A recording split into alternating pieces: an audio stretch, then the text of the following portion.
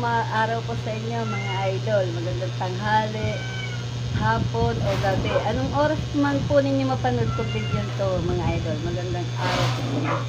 Ayan mga idol, malahi po tayo ng blouse na binik. Ituro ko po sa inyo step by step ang pagtahi ng binik na blouse.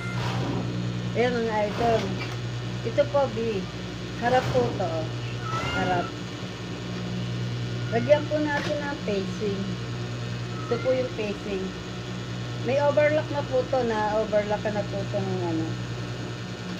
Yung pag-attach na lang po sa body. Yan. I-attach po natin yung facing sa body. Yan mga idol.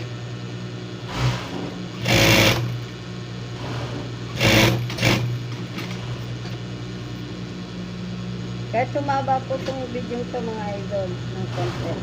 Basta po mapakita ko sa inyo yung paggawa ng binik na blouse with ruffles.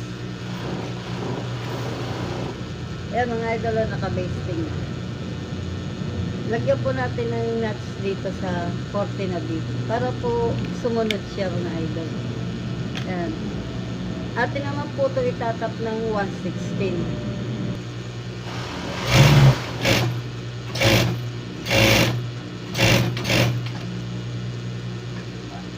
Ayan mga idol, nakatapta po ng 116. Atin naman po i-close yung kanyang kilikili.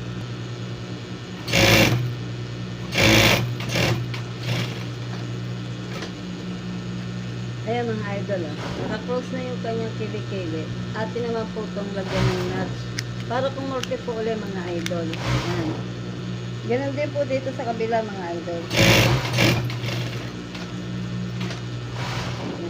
Nuts din po ulit natin. Para po kumorte. Ngayon, babalik na rin naman po natin ito mga idol. Ayan. Ayan mga idol, nakabaliktad na po. Gawa naman po tayo ng back. Ito po yung back. Bilog. Lagyan po natin ang facing na back. Ito po yung facing niya mga idol. Atin pong ikabit dito sa body.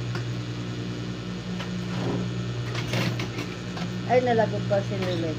Kaya po mga idol Yan mga idol. Gabit na natin yung facing sa back.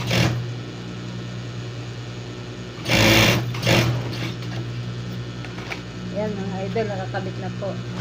Atin din po itong inanats mga idol. Siyempre para po pumorte mga idol. Yan, itatapuli natin po ito ng 116. Bali sa facing po may tatap ng 116 mga idol. Yan mga idol. Kakabit na po natin yung shoulder. Ito po yung back. Tapos kabit natin apron. Ikabit po natin dito sa back. Yan shoulder po.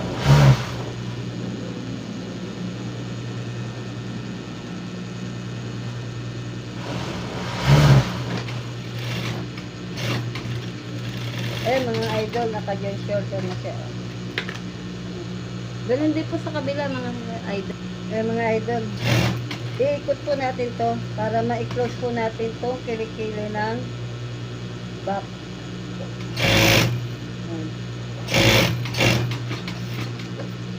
Ayan mga idol. Atin pong lagyan ng nuts alot ulit. Ganun din po to sa kabila mga idol.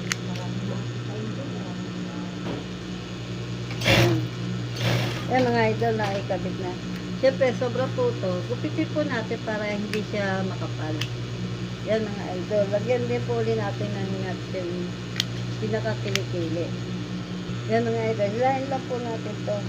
Kakabit na po natin ito sa side niya, mga idol.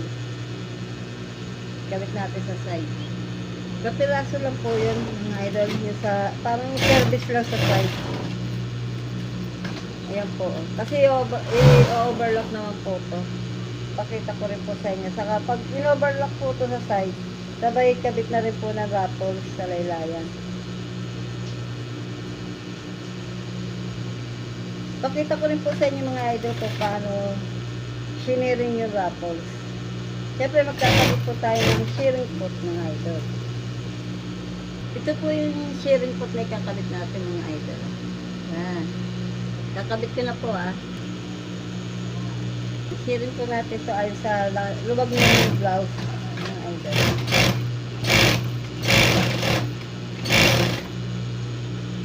Kaya mga idol, nakasharing na po. Tupian po natin yung laylayan. Kasi tatanggalin po natin itong sharing pot. Palit po tayo ng pot na 116. Palit lang po yung hem niya mga idol. Ay mga idol, may tupi na. Kakabit naman po natin to sa bag. Dahil nandito na po ako sa overlock. Atin po itong i-overlock na side mga idol. Yan. Kabit na po natin itong lapis na siniring natin mga idol.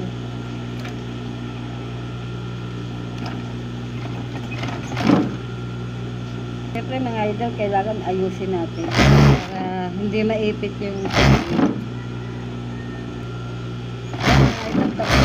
pakita ko na po sa inyo yung finished product. Ayan mga idol, ito na po yung finished product ng binik na blouse with ruffles. Ayan po. Ayan, mamaya po mga idol, may live po ako. Gagawa po ako ng pattern at saka sample.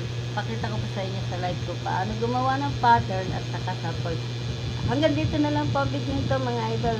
Ayun, maraming salamat po sa mga silent viewers, subscriber. Ayun, ingat po kayo lagi mga idol, lalo na po yung mga OFW natin.